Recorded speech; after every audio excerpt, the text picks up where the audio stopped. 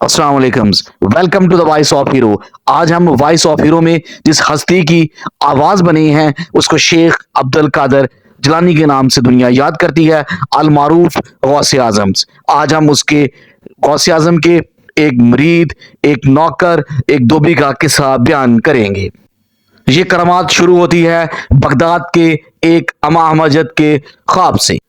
Baghdad की मस्जिद का एक मौलाना, एक आलम और एक मुफ्ती, अल्लाह का नेक और पारसा बंदा, उसको ख्वाब आता है और ख्वाब में उसको एक धोबी दिखाया जाता है और उस धोबी की आसमानों पे बड़े टैके होते हैं। उसको अल्लाह बड़ा पसंद करता है, बड़ा उसको प्रोटोकॉल मिलता है और अल्लाह ताला उसके बारे में फरमाता है कि रोज़े क़यामत के दिन कि मैं इस धोबी को ऐसे नवाजूंगा कि इसकी किस्मत के ऊपर फरिश्ते भी नाज करेंगे, वो भी इसकी किस्मत के ऊपर तकब्बर फख्र महसूस करेंगे। तो ये ख्वाब 2-3 दिन तक लगातार उस मौलवी को, उस अमा मस्जिद को, उस अल्लाह के नेक बंदे को आता है। तो वो इर्द गिर्द के जो नमाजी होती हैं, जो अहले इलाका होती हैं, उससे दराफत करता है कि फलां वल्द फलां जिसका पेशा धोबी था, क्या आप उसके बारे में जानते हैं? लेकिन कहीं तरफ से भी कोई हाँ नहीं आती कि वो धोबी कौन था, किधर रहता था। वो धोबी गुमनाम था। आखिर कई दिन तक सर्च करने के बावजूद भी उस आलिम को, उस मुफ्ती को उस धोबी का पता नहीं चला। फिर उसने अपनी ख्वाब सुनाने का वाकया इस तरह पेश किया कि अल्लाह का एक बंदा धोबी फौत हो गया और अल्लाह के फरिश्ते जब उस धोबी के पास आए तो उन्होंने आके उससे सवाल किए, मन नबियों का, मन दीनों का, मन उम्मतों का। सवालों जवाब के बाद फिर शुरू हो गए कि उन्होंने कहा आप मुसलमान हो? तो उन्होंने कहा जी मैं मुसलमान हूँ। इसके बाद मजीद बात आगे चली तो उन्होंने पूछा भाई कितने हज किए हैं, नमाजें कितनी हैं आपकी, ज़कात कितनी है, अल्लाह की राह में कितना सदका दिया है, खैरात क्या दी है, हकूकुल इबाद क्या लेके आए हो, और अल्लाह के हकूक अल्लाह के बारे में बताओ, हकूकुल इबाद के बारे में बताओ, अपनी नमाजों के बारे में बताओ, नफलों के बारे में बताओ। तो वो धोबी बड़ा परेशान तो वो धोबी बड़ा परेशान हुआ और हाथ जोड़कर बोला कि मेरे ऊपर रहम करो, मैं तो कुछ भी नहीं लेके आया, मैं तो गरीब हूँ, मैं तो एक धोबी हूँ। मैंने तो सारी उम्र एक ही बंदे के, एक ही शख्सियत के कपड़े धोए, इसके अलावा तो मुझे किसी काम का याद नहीं रहा। मुझे तो सिर्फ कपड़े धोने आते हैं, मैं तो सिर्फ धोबी हूँ। मेरे पास ना बहुत ज्यादा नमाजी हैं, ना ज़कात हैं, ना हज हैं, ना रोज़े हैं, ना हकूकुल इबाद हैं, ना हकूकुल्लाह हैं। मैंने तो कुछ भी नहीं किया। मैंने तो कभी किसी अच्छाई के बारे में कभी सोचा ही नहीं। मेरी तो सारी उम्र कपड़े धोने में गुजर गई। तो फरिश्ते बड़े परेशान हुए। उन्होंने उसको बताया कि आपके बाबा हज़रत आदम से लेके क़यामत तक जितने भी लोग दुनिया में आएंगे वो कोई ना कोई कारोबार करेंगे। कोई मोची बनेगा, कोई नाई बनेगा, कोई जो पेशा इख्तियार करेगा वो उसका पेशा हो जाएगा।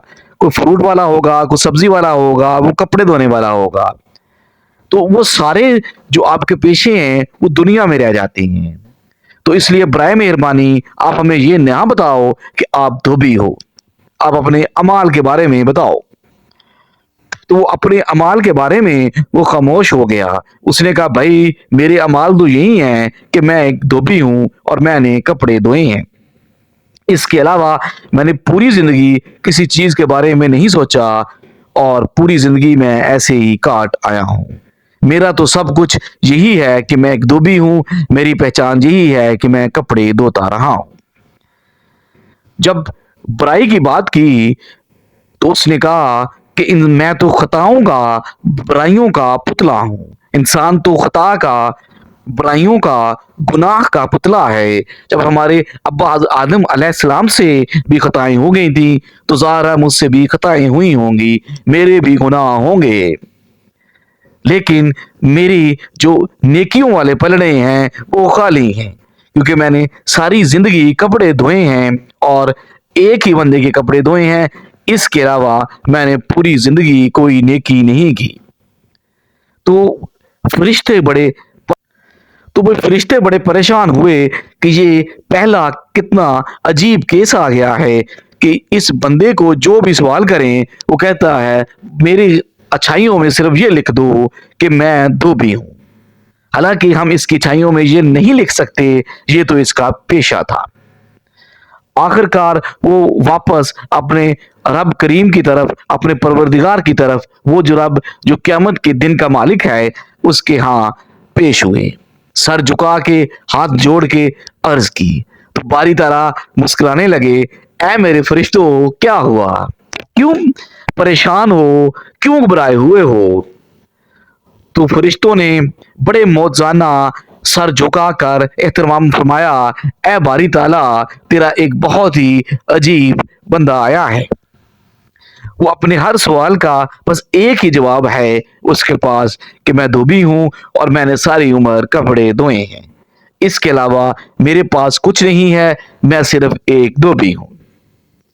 तो अल्लाह ताला ने मुस्कुरा के फरमाया कि फरिश्तों ठहर जाओ, लेकिन पहले पूछ के आओ कि वो धोबी किसका है, फिर वापस दोबारा मेरे पास आना, फिर देखते हैं उसका क्या करना है।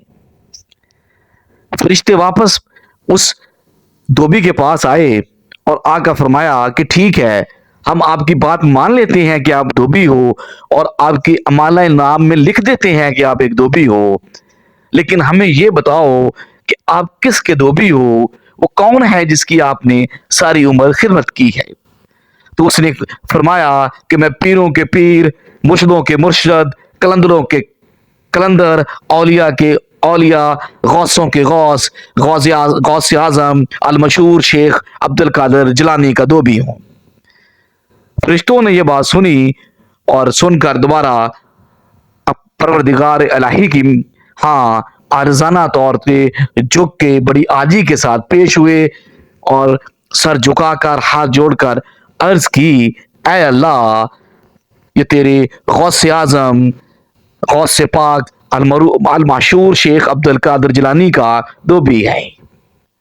तो अल्लाह ताला ने मुस्कुरा कर फरमाया कि फरिश्तों तुम्हारे लिए ये काफी नहीं है कि वो अल्लाह और अल्लाह के रसूल के पसंदीदा बंदा जिससे अल्लाह को मोहब्बत है, अल्लाह के रसूल को मोहब्बत है और जिससे अल्लाह और रसूल मोहब्बत करता है और वो भी अपने अल्लाह और अल्लाह के रसूल से अपने आप से बढ़कर मोहब्बत करता है, तो ये उस हस्ती का धोबी है।